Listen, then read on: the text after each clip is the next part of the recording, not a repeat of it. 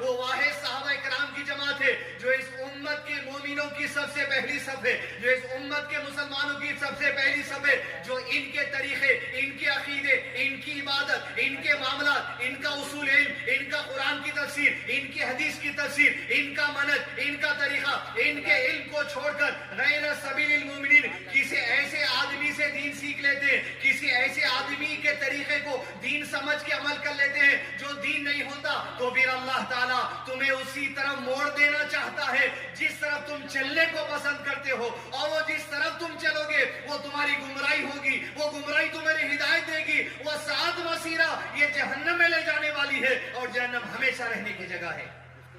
عزیز دوستو، گمراہی کا اندازہ انسان کو پتہ نہیں چلتا جب وہ حق کا انکار کر دیتا ہے۔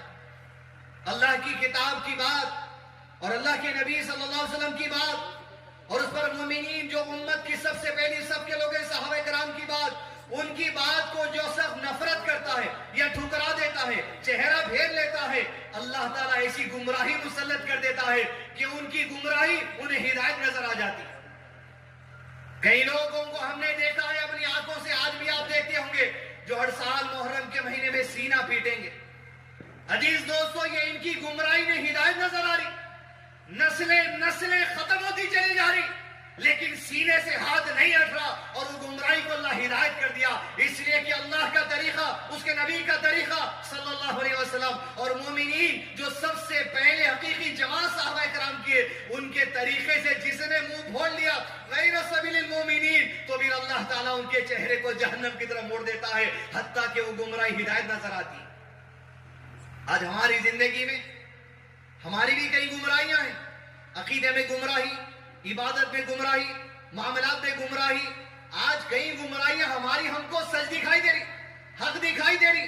ہدایت دکھائی دے رہی۔ اس گمراہی کو پہچاننے کی ضرورت ہے، اور اس گمراہی کو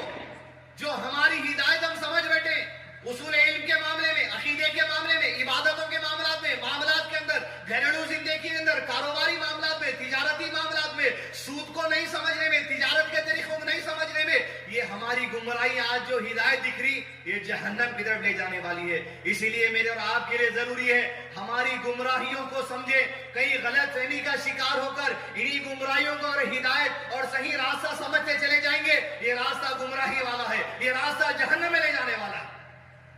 لیکن کیسے گمراہی کو گمراہی سمجھیں گے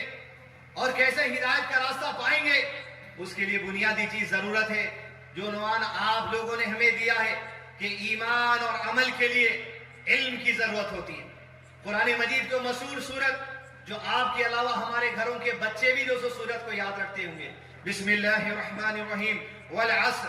ان الانسان لفی خسر، قسم ہے زمانے کی، ہر زمانے کی قسم ہے، ہر زمانے کا ہر انسان، ہر قسم کا انسان خسارے میں ہے، اس کا راستہ خسارے میں ہے، اس کا عقیدہ خسارے میں ہے، اس کی عبادت خسارے میں ہے، اس کا علم خسارے میں ہے، اس کے معاملات خسارے میں ہے، اس کا ہر عمل خسارے والا ہے۔ الا الذین آمنوا وعملوا الصالحات، لیکن ان کا عمل، ہر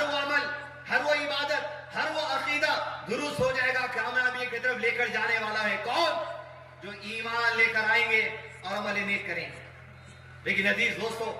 علامہ شیخ عثیمین رحمہ اللہ اس سورت کی تفصیل لکھتے ہوئے کہتے ہیں اِلَّا الَّذِينَ آمَنُوا وَعَمِلُوا الصَّالِحَاتِ، ایمان لانا اس وقت تک ممکن نہیں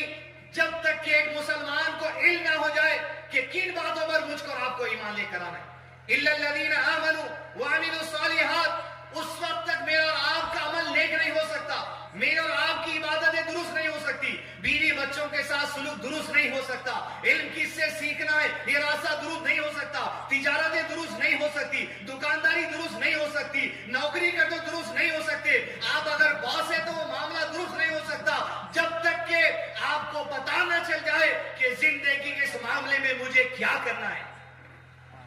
علم جب تک نہ ہو جائے تب تک کہ آپ کو صحیح راستہ نہیں مل سکتا،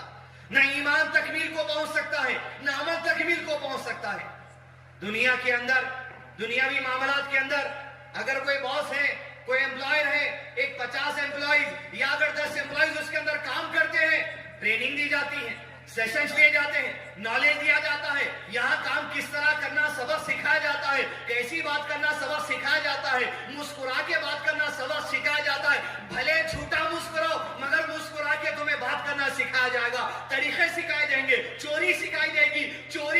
वर्णन अंदाज में सिखाया जाता है कि किस तरह कस्टमर को गोल फिराना है, किस तरह बातों को छिपाना है, किस तरह स्कीम पेश करना है। जब धांधलियों में, जब धोखेबाजी में लोगों को इल्म सिखाया जाता है तो हक के लिए, ईमान के लिए, अमल के लिए, अल्लाह के बाद जवाब देने के लिए उसूल इल्म जरूरी है।